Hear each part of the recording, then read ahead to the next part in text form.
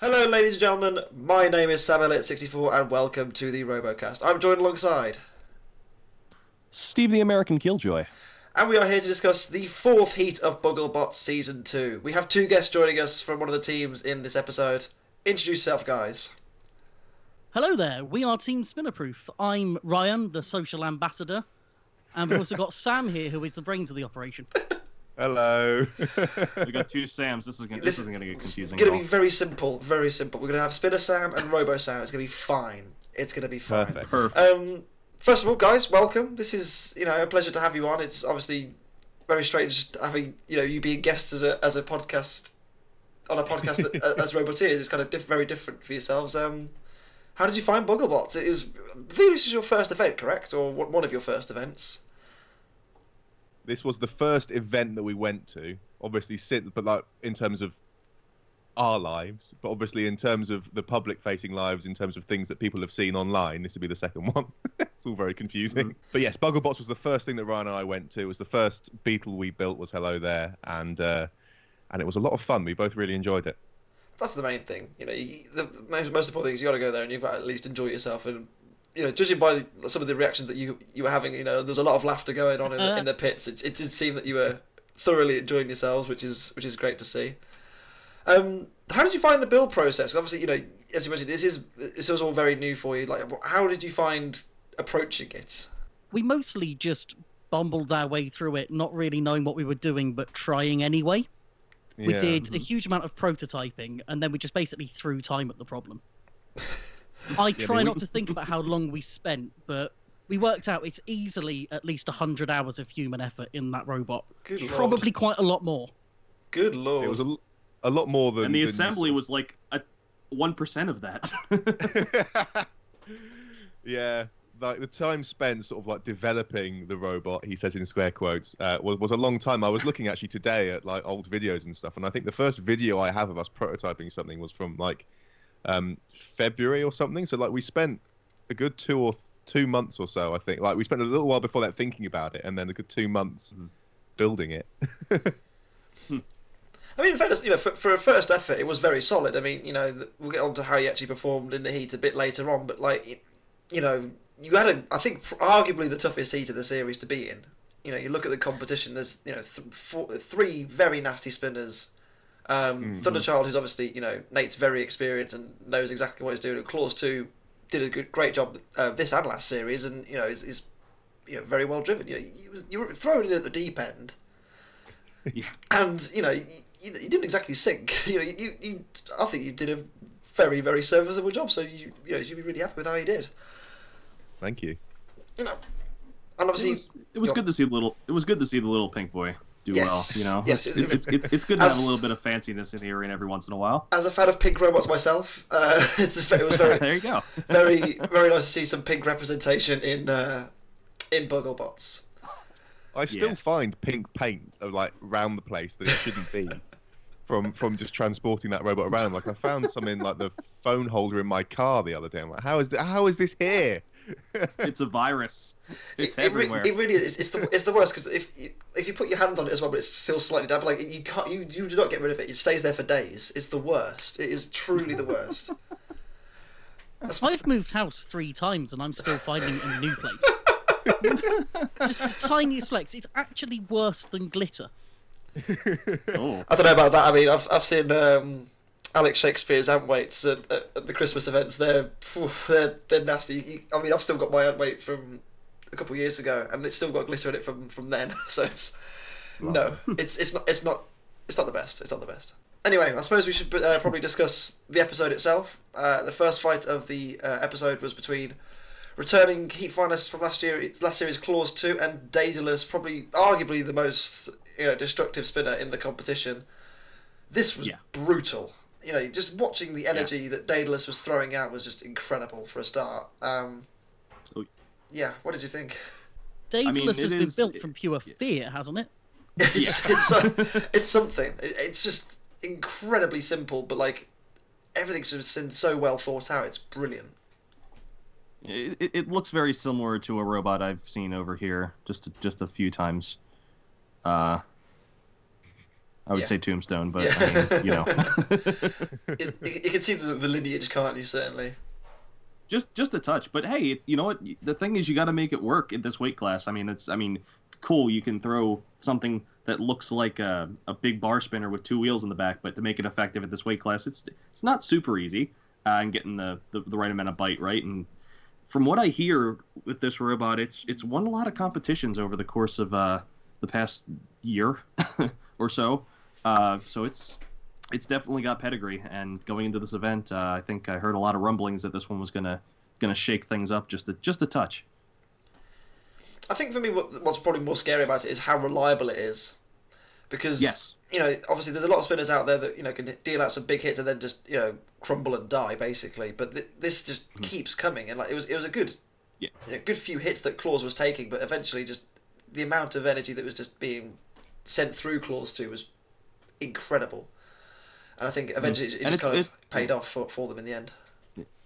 Yeah, and it's an interesting design too. With it's not necessarily a full blown clone because it actually has the brushless motor inside the center of rotation. It's a hub motor. So, yeah, exactly. So you don't have to worry about chains breaking or belts breaking.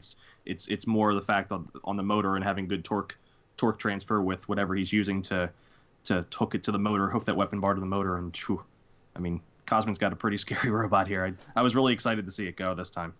Yeah, absolutely. Obviously, when you saw the draw, Sam and Ryan, were you just begging that you didn't have to fight Daedalus at any point, or did you fancy just if we're going to go out to one of the best? Before we went to the competition, they sent out a form asking who we did and didn't want to fight. And Sam, you correct me if I'm wrong here. I think we put Daedalus as one we did want to fight. I can't remember because I'm like. It's funny, watching videos that we filmed around the time to sort of see what we actually thought and stuff. And I think that while now we sort of say, we're sort of up for anything, I think I certainly felt at the time I didn't want the robot to be wrecked. So I don't know what we would put on the form and stuff, but I was probably thinking I'd rather not. Well, I definitely wouldn't have wanted to fight Daedalus first. Yeah. Yeah, maybe for your last fight, maybe that would be a much safer approach. But for the most part, I think Claws did a very solid job. Mm-hmm. It feels weird to say it, but it's impressive how few pieces it was in at the end of that fight. Yeah. Considering the wedge on there is only, I think it's only sort of 2 or 3 mil mild steel, it held up incredibly well. The angle of it's very good. Like the angle's obviously just perfect for this robot specifically. It did a very good job of deflecting Daedalus away. Eventually, the big hit came. I think was it the lipo that came flying out at the side, Yeah. which is very scary. With a big spinner like Daedalus in the arena. But Claws 2 coming back, relatively unchanged externally. Maybe internally is a lot different, but externally at least it looks very similar to last series. And it just shows, we've discussed it many times over the course of the year that the level of standard in this competition is so much higher this time. Like Claws 2, a comfortable Heat finalist last time, got an absolute pasting in round 1. Yeah. Struggling out of the gate. Definitely. Yeah. Yeah. Exactly. It's not a great first draw. No, it's just unfortunate for Claws that it happened this way. Obviously, we'll get to how they did a bit later on, but that's pretty much all she wrote for this fight. I mean, Daedalus decimated it, really. That was pretty much the long and the short of it, wasn't it? Yeah, I think that's really all you can say. Unfortunately, it was just it just was kind of lamb to the slaughter, at least a little bit.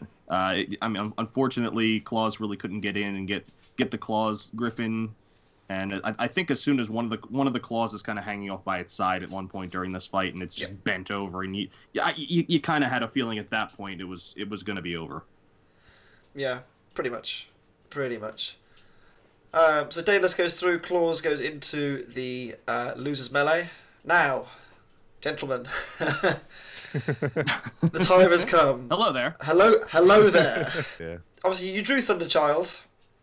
What did you think of the draw? Obviously, Nate has a lot of experience over in the US. What did you make of this?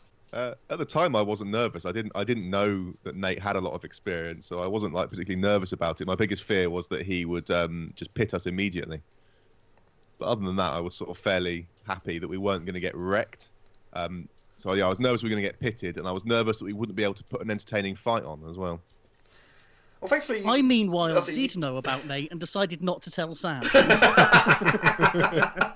is a wise move. I mean, thankfully, you didn't get a boring fight. You had a really good fun fight with Thunderchild, and it was great entertainment. Talk us through the strategy. I mean, obviously it's your it's your standard 4-wheel drive wedge. Yes. Talk us through what was the plan. Stay alive. That's all there is. Yeah, we didn't really have like particular sort of strategic plans in this. Like, so because it wasn't a sort of a damaging spinner, we did go with the forks with the hope of being able to get under Thunderchild a few times, which we did. And then beyond that, it was the plan was basically what we did, which was just try and get under them and then just wail with the hammer as much as we possibly could. Score the points. And yeah, and sort of like in the immensely unlikely event that it went to a judge's decision, it's like, well, at least we've got an active weapon that can score us some points. I mean, it wasn't far off a judge's decision, I don't think, was it? Or was it? We were about a minute away from it, so I think we would not have got there. Especially once the pit was open, there was no way that wasn't ending with us in the pit. Yeah, Nate's a terrific driver. He's just, he's very difficult to deal with. But there's I think as Ryan did know what was going on, and perhaps you did maybe in hindsight for you, Sam, is kind of happy that the result went as long as it did. Considering how good Nate is and how good Thunderchild has been over the years, it's a very respectable result. I'm like so happy with that fight. It was so that was the first fight that I'd ever driven in, really, and it was so much fun, and I was so glad and grateful to Nate as well for not pitting us immediately, for giving us a chance to show off the robot a little bit and actually have a fight. So yeah, I'm really pleased with it, and yeah, in hindsight, I think I held up reasonably well. I'd say so. I think there's no disgrace going down to Thunderchild, really. No, I've got no problem with the way that we lost any of our fights, really. Like they're all fair losses. Yeah. Mm-hmm. Yeah. I don't think we'd change anything about that first fight. No. I mean, maybe a win. You guys got a lot of good hits. You guys got a lot of good hits in, and when watching this back, there's a really tense moment at the pit. That I don't know how you escaped this, because one of your forks, there's little perforations in the pit door, and somehow you got one of your forks inside one of those, and somehow, some way, you didn't fall in. So I don't know what kind of magic you used, but I'd like some of it. I'd love to be able to answer you and tell you what I did. What I can say is this is a trick I've done twice. Like I did it at the Euros as well. Got stuck on the pit and then somehow managed to drive off of it. And I was more on the pit at Euros. That was ridiculous. But I basically just held backwards. I just sort of like, I've just got to try and reverse, just try and reverse and time it right, and got away with it. Frantically wiggle the stick. Yeah. That's a real revelation there. You held backwards to go backwards. Yeah. This is the insight you need from Spinnerproof. This is. It sounds really dumb to say that, but like genuinely, like I'm sure you felt this. Like when you're in the fight and you're driving. Yeah. You don't, you sort of panic. Well, I certainly feel like I panic a little bit, and then just sort of start waggling the stick wherever. And there's a very real you chance overthink. that I You know, like, oh my god, I gotta get out of here. You know. Yeah. You overthink, definitely. Yeah, absolutely. So. I mean, it was a very good performance, and I think going out like that, there's no disgrace there. And I do want to bring Steve in here quickly. I don't know if you've actually fought. Have you fought Thunderchild before in the US? I have not fought Thunderchild at any of my events. Unfortunately, I've yet to finish my Beetle, and I don't think he's been actually at any of the events that I've been to down in Florida. But I do intend to travel around the country. I think he fights more north of me, but like in the northeast area, I'm pretty sure. But hopefully one day I get to fight that robot, because I mean, it'd be cool, I don't know. But I have fought kits before at my weight class, so I mean, it's tough, man. The wedge on that thing is so good, and the forks are so good, and it's just one of those things, man. Like you try to beat it, and it's like, so I don't know. Yeah, it's a really difficult robot to look at and have a plan for. Yeah. there's no way to approach it before he's got to you. But yeah, before he's got to you, there's no way to really approach it. There's just no obvious weakness in the design either. No, Everything about it, especially with the modifications that Nate has made and the time he's just spent running it. Yes. There's no weak link. It's very grounded as well. Like, at this point, like, you know, everything's kind of everything's kind of settled down. It knows its place. Yeah. Yeah, it's just a Definitely. it's a very complete machine, which we'll obviously get onto a bit later on.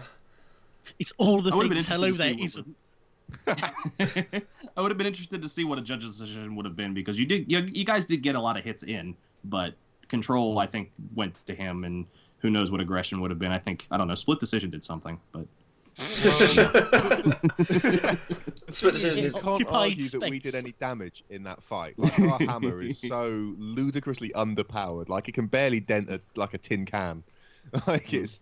But it scores ridiculous. it So scores I the think- points though. It scores the points. Well, I mean, does it score damage points? I don't know. Like, I would have thought that we'd be getting aggression points in there. Yeah, it would. Yeah, I don't know from, how from, you score it, from the but- hammer, you get aggression points. I'd imagine. I don't know. It's very. it needs a heavier gavel next time. Yeah. Next time, 2020 Bugglebots champions coming soon. Well, next time we won't put 20 mil HDP as the chassis for the robot. We'll use that weight a little bit more wisely next time. Oh dear me. Our final first round fight saw the returning two Berg, two Furious. and Annie, are you okay?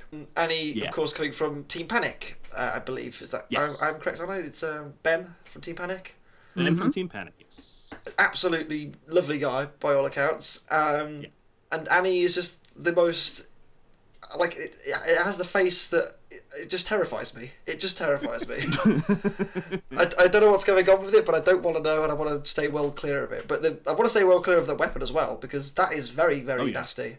And It's vicious. I can promise you that the face of Annie is scarier in person, and that Ben also spends a lot of time before the fight choosing which, like, smiley face or like sticker for the mouth to put on there as well. Like, he does change it all up before each fight. it's got a game face. That's what it is, isn't it? Yeah. And Annie, are you okay? I mean, it was very okay, and I think for me, very unlucky in this heat to have not done better than what it did. Because it's a tough heat to be in. Yeah, it was a tough heat to be in, and not only that, but like there was, you know, the fight with Claws 2. We'll get onto that a bit later on, but like it was just so close, and just small things didn't quite go his way. And I think he got a bit excited with the throttle a few times, didn't he, on the spinner? And I think that maybe a bit of inexperience, maybe, I don't know, but like it just, you know, just a little bit of over exuberance was telling this time. What did you guys think of Annie? Are you okay? Yeah.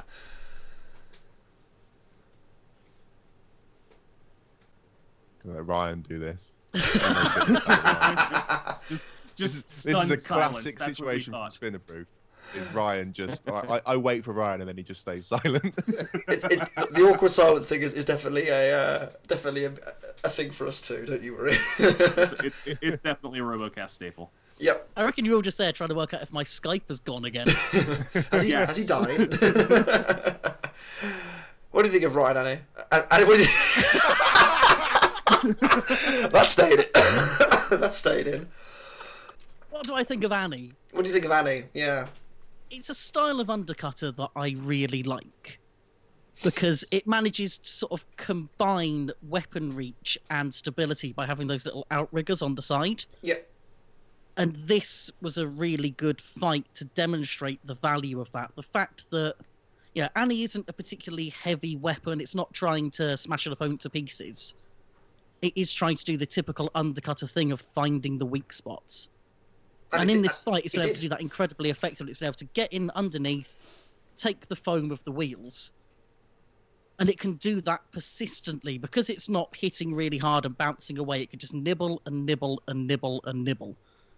Mm-hmm. And that was absolutely perfect for this fight. It was so effective. Just the way that he just cruised up and just sliced up the wheels was fantastic. I do feel very sorry for the Berg guys, because they've obviously worked so hard on this new version, which we do get to see. We do get to see the fruit of their labours a bit later on, to your guys' expense, unfortunately. But it was a shame that we didn't really get to see much of it in this fight, and I think had that drum connected with Annie, could have been a very, very different story, but it just didn't get the chance to. The Berg guys had a hell of a time as well. Yeah. They had a really rough morning on the Saturday getting the robot ready. Are you joking? Oh, really? I can't remember specifically what issues they were having. I believe as soon as they put it in the test box and tried to spin up, a lot of the weapon just completely smoked. Oh no. Yikes. They also came in a little overweight, I think, so they were also dealing with that. And That's they always put fun. in hours of work before they could even get tech checked. And then they had to go off to an interview and be the Berg team. Yeah. Incredible. Which once again, they were fantastic entertainment with the Berg guys, and credit to them for keeping on the act, and it was so good. It was so good. Yeah, and, even after all that, definitely. Now knowing the behind the scenes of that, I give them a lot of credit for still having the energy to be the Berg team. I think what happened with their drum is I think something inside the motor shorted out, so they'd sort of lost the I think like the motor casing or something had come into contact and shorted across two of the, I don't know, the windings in there and stuff. I'm not overly familiar with how brushless motors worked, but like I think they'd done some pretty serious damage to that, and at some point they lost their receiver as well and didn't have a spare one of those and stuff. So like they had a lot of work to sort of get a motor in there, get it working, and get it all tuned up again, because they'd obviously, you know, you put loads of work into tuning the robot with a particular set of components, and if you put something else in there, you might be lucky and it might respond exactly the same way and work the right way, but it also might not. So when they had to change out their drive motors and stuff, and they lost a lot of their trim work, so driving it was harder, and yeah, they had so many problems. It's sort of such a tough day behind the scenes, and still put on a really great show. This was definitely the tiredest fight in Bugglebots. Yeah. Because you've got the Berg team after all of Because you that, got the and jet Ben, lag. who's just travelled from Australia of all places. just, you know, just sleeping as they carry on in the fight. It was a decent fight as well. You know, it was nice to see Annie do its undercutty thing, but it's a shame that we didn't get to see a fully you know, tuned in to Berg 2 Furious. But the next fight, however, the rumble between Claws 2 Hello There and 2 Berg 2 Furious. Where do we begin, gentlemen? Some of the airtime that you guys were getting was incredible. So much fun. The connections that Berg was getting on that wedge was just fantastic. You were flying through the air all over the gaff. It was fantastic and a really fun. This was such a fun fight to watch. Yeah. So this Definitely. This fight and a very similar one in Euros sort of taught us the value of an HDPE wedge, in that, like, because it's just a plastic wedge, and as soon as you're up against a drum, that can get such a good bite into you, which is not what you want if you're being competitive, but for the purposes of having an entertaining fight where you're being thrown around, it's so great, and it meant that they could launch us every time. It was like every hit was launching you into the roof. It was amazing. Yeah. So, like, what was the strategy going into this fight? Because I know you guys went straight after the Berg. Was it just trying to get them out as soon as possible? Like, maybe just see, because you know they were having trouble earlier in the event. Maybe try to go after them, try to see if those reemerge, and then just deal with Claws 2 afterwards. I don't know. You know. Like, well, again, like we're a team of minimal strategy, but yeah, the hope was that if we were to win this fight, it would have been because we took enough hits from 2 Berg that it broke, and obviously the drum did break later in the fight, and I would like to think that we're somewhat responsible for that. It'd be nice if it broke before we were upside down. You broke their fist with right. your face. Yeah, Yes. that was the hope, was that we'd be able to tank enough hits for them to break, but it didn't happen. Definitely. I remember it very differently. I remember the strategy being to see how high in the air we could go, how early. Also part of the strategy. Well, you got to test your flying capabilities, you know, every now and then, and it was great entertainment. Unfortunately, I think, because I believe you did mention that you can actually self-right. That is correct, isn't it? Well, I'm very glad you mentioned that, Sam. Yeah, the single biggest challenge in the whole build of Hello There was getting it to self-right. Self-righting the way we did in the fight is quite easy because the weight balance is all very favourable. Trying to self-right from the position we got stuck in is very hard, and I think it was hours before we left, Sam finally installed a new voltage regulator that we bought that got the servo onto a high enough voltage to do it. We were very pleased with ourselves. We patted ourselves on the back, took some videos, and then we still got stuck there in that fight because the hammer was hanging off. After all that work, and the hammer got hit. Yeah. I will point out that we did self-right in this fight. Like, we did land on our backs and got up again, but it was from the more favourable position. Right. And yeah, like Ryan says, we can do it with the hammer extended. We can self-right by retracting the hammer, but it's hard. And at this point, the weapon had fallen off. And that was all she wrote for you guys, which is a shame because you were given a really good account of yourselves. I thought again in this fight, but it just one too many hits in a sensitive area, and it just wasn't enough on this occasion. Yeah. I mean, it was a dumb thing to break. So what went wrong there is as our axe pivots on literally on a nail that's driven through these two bits of plastic. Can we just point out the tenses there? It still does this. We haven't changed it. Yeah, it's still a nail. And so the thought when we first did that was that this would be just a temporary thing and we'd figure out a better way of doing it. But the thing is, as with all temporary things, it turned out to be the permanent solution. But because we thought it was temporary, it was just held in by friction. There was nothing else holding that nail there. And we never thought to glue it in until after this fight. So, yeah, so the nail worked loose and we lost the weapon. It's such a dumb way to lose. But it's also fair. Like, that's part of inexperience of fighting. Like, it's a fair loss. So now that weakness leaves your robot now you know it happened, and now it will never happen again. Yeah, we never make the same mistake twice. Never. No, never. I've only had wheels fall off my robots about 6 times now. I'll never learn from my mistakes. Dearie me. Yeah. For the rest of the fight, though, I mean, the fact that Berg committed suicide for the good of the series, to be honest with you, because we don't want Berg to run away with the series again. It happened last. They did the same thing last year. Massive credit to them. Giving Claws to the opportunity to go through. I despair for them. I really do, because obviously they've worked so hard, as you guys have mentioned on this machine, to get it fighting and ready, and they drive it down the pit. And that makes this loss hurt even worse, in my opinion. Now knowing that backstory. Yeah, because they worked so hard. They had the fight. They had the fight won, pretty much. They just had to nudge Claws gently into the pit, and I don't know, man. I feel so bad. Easier said than done, isn't it? No, it is. Of course, it is. Yeah, me sitting here on my recording stool with a microphone in front of me is all well and good. Me saying that I'll just push it in the pit, but. Yeah, it happens. I've followed robots into the pit. It happens. In the heat of the moment, anything could go wrong, and on this occasion, bless them, they just drove straight in, which gave Claws.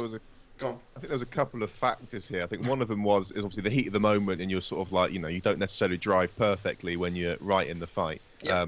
Sure. And I think the other thing, like I mentioned earlier, I think they were having issues with just the trim on their drive. Like, I think it was very hard to make that go in a straight line at all. Even if you put the stick straight in a straight line, the robot didn't necessarily do it. So I think they had other problems that I think contributed to this. Sure. But I'll give them credit again. They put on another great show this year, and I think once again we're very much the crowd favourites. And it was good to see that they had that good. Good banter with Tim again. It was a good, nice continuation from last series, and bit of good harmless fun. You can't beat it. But, it does mean that Claws, bless it, after getting battered twice, has to go through to the next round. I'm sure they were really happy with that. But Chris and Felicity did a good job, I think, throughout of maintaining that machine, and just about making it through to round 2. Joe Incredible. put up a video on his channel of just the GoPro that was pointed at the Roboteers for this fight. Yeah. Well, for both of the fights that we were in, and it's really interesting watching that because Felicity just barely moves. She's just focused and calm the whole time. It's amazing. Like a different mindset. It just goes into just the it's like, I don't know how to describe it, but like, you know, you have, say, top level athletes who, like, you know, they reach a different, you know, almost like a different mental state whenever they're doing anything that they're competing in. It's like, it's kind of the same thing. Yeah, it is very interesting. That's for sure. Yeah, I will link it. I will link that in the description. That video. It is a good watch. We will move on though to round 2, and I think the first fight for me was very much worthy of the grand final, and I'm really gutted that we got to see it so early on. Yeah. The fight being Daedalus and Thunderchild, and oh yeah, I'll be honest. Like, this was a fight that I think everyone was kind of keen to see, because it's the big wedge against the big spinner, and yeah, everyone knows it's going to be entertaining. You know, it's just going to come down to driving. It's going to come down to, I mean, there's only so much damage that Daedalus could do to the front of that robot because it's well shaped. It's made of the right material. I mean, Nick just you can't really nick it. You know, you really can't take any pieces out of it. And as long as Nate drove well, you know, you see what happens. You know. Yeah. Yeah, exactly. And I think, you know, the testament to both drivers, you know, they did a great job to keep things going as long as they could. But in the end, it was Daedalus that came out of out of the arena. Oh, just yeah, that little corner area that people like to go into only sometimes, and the air that it got off that hit was incredible. I can't imagine what that looked like live, but phew, it came through my screen. You can see from Nate's reaction. Is what it was like live. It was very loud. You can see from Nate's reaction after the fight as well, that just how much that one meant to him, because like he was, you know, he was going crazy. He was fully loving that, and I think, you know, that was proof to me that, you know, as much as, you know, he's won, I'm sure, a lot of events as well over in the US. Like, this one meant a lot to him. Like, this was a big moment because Daedalus is just so feared by everyone, and you know, credit to Nate for keeping it pointed in the right direction and getting the win in the end. Yeah, and he was in the unoptimal position. He was upside down. After one hit from Daedalus, and he actually almost got Daedalus into the pit. It hops over the pit in this fight. It was incredible. It's so good. It was incredible. It was a fantastic fight, and this is very much like, you know, as robot combat as a sport, this is like probably the purest definition of it. Yeah. What did you guys think, Sam and Ryan? Wow. That's it. Just wow. That's probably the best way to put it, really. I'm still trying to look back and think about what I was expecting from that fight at the time, apart from a lot of sparks. Yes. And I'm fairly sure that I was backing Thunderchild for the win. I was not expecting that win. I was fully expecting Daedalus at some point to end up in the pit, which would be a fine ending to what I'm sure would have been a very good fight. But you cannot top the way that fight ended. No, absolutely not. Absolutely not. You could replay that fight, you know, 99 times out of 100, and that wouldn't happen. Have you had a chance to see the damage photos that Nate put up? I haven't yet, no. So he did take some reasonable damage from that fight. The wedge is pretty much fine, but has some very clear sort of gouges on it. A nice little signature from Daedalus. He was also starting to lose a tyre. And then probably the thing that would have worried him most is that the top plate was getting peeled up on the top. No way. What, from deflecting off the wedge? Yeah. And wow. If you look at it, you can see all the fasteners on that front edge are starting to come off. So you do feel that while Thunderchild is an incredibly difficult nut to crack, it was going to crack eventually. Just incredible. That's amazing, in my opinion. I think that's probably testament as well to Cosmin and Daedalus to, you know, to be on that level, because there's not many robots that could probably do that. I think one of the interesting things with these things is I think a lot of that damage would have come from the frame of Thunderchild being sort of twisted and deformed slightly from the hits from Daedalus. Yeah. And one of the unique ways that one of the unique things about Daedalus is obviously because of the hub motor, it doesn't have to have that same kind of chassis stiffness to withstand it. it can be sort of made of all the slightly more flexible plastic, because it doesn't have to have a chain that's in the right correct tension, all that kind of stuff. So I think it's a really interesting sort of advantage there, where Daedalus can take that kind of frame twisting, because it doesn't have, it's not as sensitive to it as other robots, even robots that don't have spinners like Thunderchild. Yeah, yeah, absolutely. I think that is a really cool, cool point there. You know, the fact that it's a real shame for me that obviously one of these robots had to go out and have to fight their way through 2 rumbles to get to the final now. I suppose it's better than last series where they would have been out full stop, but it's a shame for Daedalus, I think, to go out at this stage. But surely they got, you know, in that 10-way, you know, rumble, that's going to be so scary. Mhm. Like, you don't go, like, there's just so much cool things, so cool stuff in there. It's incredible. It's becoming a really scary rumble to be a part of. Yeah, no one's going to want to be Yes. in there. Absolutely. No. Absolutely. I suppose we'll move on to Heat semi-final number 2 between Yes. Clause 2 and Annie. Are you okay? And this time, Yeah. this occasion, Annie was not okay. No. I think it's such a shame. Yeah. It's such a He shame. expected a box rush, you know, and he threw the throttle up to full, and something didn't go right, because I think he said the belt stretched in this fight, so you're not getting good contact. That's the one thing about having a belt-driven weapon, is that if anything happens to the belt or the chain, you're toast. So it's such a shame, because you saw how well it did in that first fight, and then this, and then you're like, why? You know? But it just wasn't meant to be this time. That's just the way it is, I guess. Sometimes with fights, you prepare and prepare and prepare, and then when you get in there and I don't know, the controller takes over. Unfortunately, sometimes. In no part of, like, you know, the Roboteer's fault that this was a very lethargic fight, because obviously Claws was hurting quite a lot from its previous 2 matches. Sure. And Annie's not the fastest robot in the world anyway. It doesn't need to be. But No. you know, this was quite a sluggish fight compared to the previous one.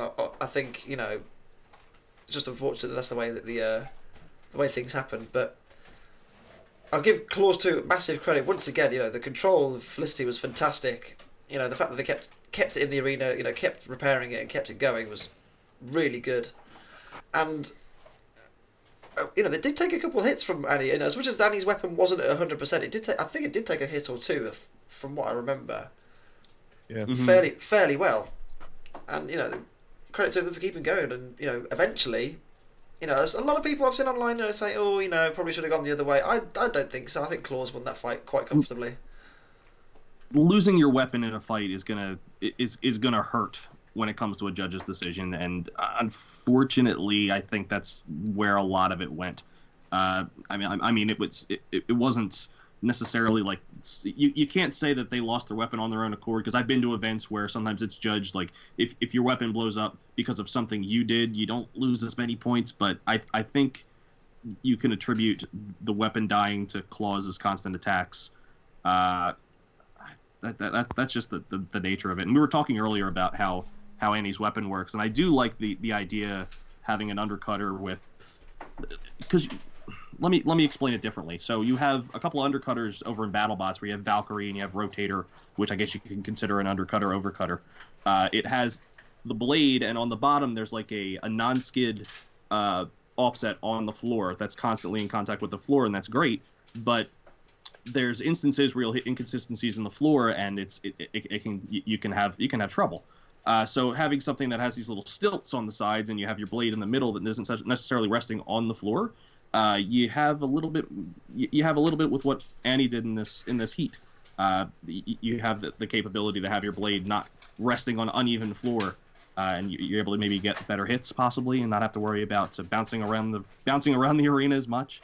But it was a shame to not see it really get up to it. And lethargic is a good word for this fight, because it was two relatively not speedy robots, and that's kind of not a knock against any of them, because Claws, I think, was having speed trouble all heat anyway. I think it was. I do remember it being a lot faster last year, and I don't know why that is. But It just seemed to be a little bit more sluggish this time, maybe more deliberate. But I don't know anything personally that would have. I don't know. That's it, really. The way Chris explained it to me is that the motors that were running in Clause 2 were also in Clause 2 in Series 1. They've used the same set of motors throughout, and they've been running them. They're only really rated for 3S, and they've been running them on 4S for all that time. And it seemed to him that the wear and tear just got to them. Yeah, they would just get a bit tired. Because it does seem slower, because I know I've seen this robot go faster than it did in this heat. Yeah, it's one of those things where, all the parts and all these machines do have a shelf life as well. Like, there's only so much you can put through them before they start to, say no more. And unfortunately for Claws, this might have been that time at the wrong time for them, unfortunately. But they still went it through to the heat final. Yeah, Annie going into the 10-way rumble, which once again, it's really looking very scary. You don't want to be in there. You really don't want to be in there. No, absolutely. Which I suppose brings us to the heat final between Thunderchild and Claws. They both went for the fork setups. Bit of fork banter at the start, if that's a thing. Where Claws is saying we've got the bigger claws, but the bigger forks even, which fair enough, they did. However, that came to their undoing because they got stuck underneath them, and I felt so bad. Yeah. Because at the start, Claws was moving around, zipping around quite nicely. They're kind of reminiscing towards last series. Yeah. And it didn't really get the chance to show what it could do. And I felt really bad because the fight was over before it really began. Mm-hmm. And Forks are hard. Nate being the Nate being the gentleman of the years got Claws 2 off of their forks, and they had more of a fight. So, because that would have been very sad for it to end that quickly. Yeah, it would have been. But I think they got stuck on there again, like really quickly afterwards. It's just a shame that that's the way it panned out. But ultimately, I think the right robot won on this occasion, because Claws has obviously taken a lot of big hits throughout the heat. They'd fought Daedalus, followed by Berg, followed by Annie. It was a bit of a tired robot by the end of this heat, and I think Thunderchild going through was probably the better thing for the competition, if that makes sense. The more fresh machine in the final. I think that's probably the better way to put it. Yeah, but Claws goes into that Rumblebee. Well, again, we'll see. it was a nice moment at the end as well, where Chris was explaining about how they changed very little on what on Claws 2 relative to last series. You look at a lot of other teams; they've changed a lot of things. Like take Snappy for example, that's changed a lot from last season, or Rev or Lame. Lots of things have changed. They've changed a lot of bits inside, small things, but they've changed things. Claws is pretty much as it was at the end of last series and back in, and it's done a lot better than these teams that have improved their robots so much. And that's I think it's probably a testament to Felicity's driving more than anything. There's a brilliant performance from them, and credit to them. They did a really good job throughout the heat. Mm-hmm. I think Claws 2 has always kind of thrived on being underestimated. Mm-hmm. It's kind of got like that cherub vibe to it. In a situation like the 6-way, that really is where it's most likely to happen. Everyone's going to have a target, and it's probably going to be someone who is on the surface a bit scarier that they're going to go for first. Yeah. And I think it's very easy to kind of Michael Oates your way through those situations. Good times. R.I.P. Robot Wars. Aww. But you're right. Claws, reminds me very much of Cherub in that sense, where you kind of in Series 9 you didn't really think Cherub was going to do much, but it somehow made it to the heat final. And Claws is very similar in that respect. Like of the robots in the heat, you kind of think, okay, Claws is very unassuming. It'll do okay, but it's very unassuming. But it manages to grind out those wins, and and grind them out. They did, and they did a fantastic job throughout. Thunderchild, meanwhile, going through to the final, the big wedge. I think the first non-spinner into the final, which is a testament to everyone else how they've done in this heat, in this series in terms of the spinners. How do you rate their chances, Steve? What do you reckon? For Thunderchild, it's gonna be a test definitely, because I think even with all the spinners in this heat, I think it really held up well. I mean the fight against Daedalus is ironclad. I think that's a really, even though it looked like it was coming apart, it still held up. So I mean there's build quality there, obviously. I'd be interested to see how it fares against the current grand finalists, but I think it's got a really good shot if it's driven well. I would love to see it stand up to the task, but I don't know. You know, it's the most interesting fight for me is I think it would be interesting if it fought an undercutter. I would have been interested if it fought Annie this time. So I'm interested to see maybe it fights Splody Boy in the final, because I'd really think that could be a good counter for this. Yeah, definitely good counter for this robot. So that would be my fight that I'd like to see. But who knows? You know, there's still one more heat to go. So there's 2 more heats to go. I'm excited. Yeah, but I think it's got a good shot. Everything's building up quite nicely now. I have to say. But with that said, that pretty much brings us to the end of this heat. Obviously, Ryan and Sam, thank you so much for joining us, and be sure to go and check out the Spinnerproof podcast, because these guys are just in my opinion, the best out there at the moment. So thank you very much for giving us a lot of your time. So thank you for that, guys. Thank you If nothing very much else, for inviting us. we're definitely the best at bingo. So there's that. There you go. Got it in. Look, Had to wait till the end. listen. Wait till 2020. We'll go again. We'll go again. Yes. Or we'll settle it at Yui. How about that? Now you are speaking my language. So, Man, our whiteboard list is filling up already for Yui. excellent. I can't wait. I can't wait. Obviously, this isn't the last time we're going to see this series. There was the 10-way dung beetle.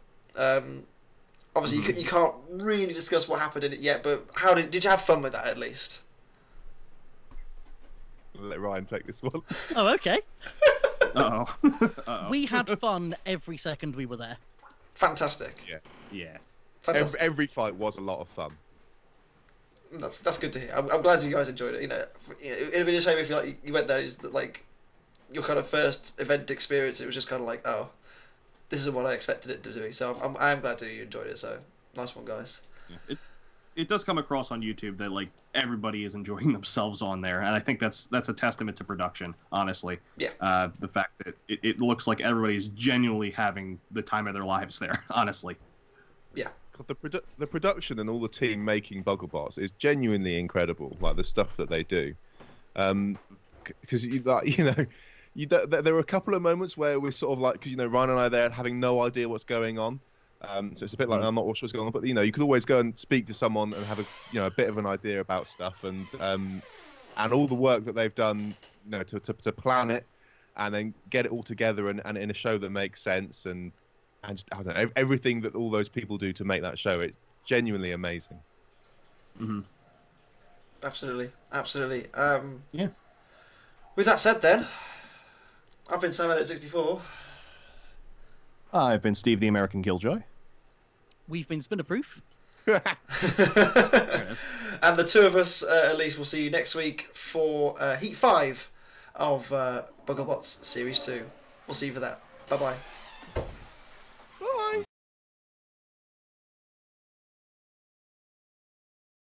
Find the show notes for this episode at youtube.com/watch?v=d capital Q W4 W9 capital WG capital XC capital Q. Amazing. You can find links to all the stuff we've been talking about today. You're Schwabby with all these numbers. You just found them. We didn't even Incredible. post it yet. Mate, you should plug that URL in. You'll enjoy it. Amazing. I can't wait. I really want it to be like the weird Spider-Man and Elsa porn now. And we're off. Yeah, we've been cancelled. Episode 70. Thanks, guys.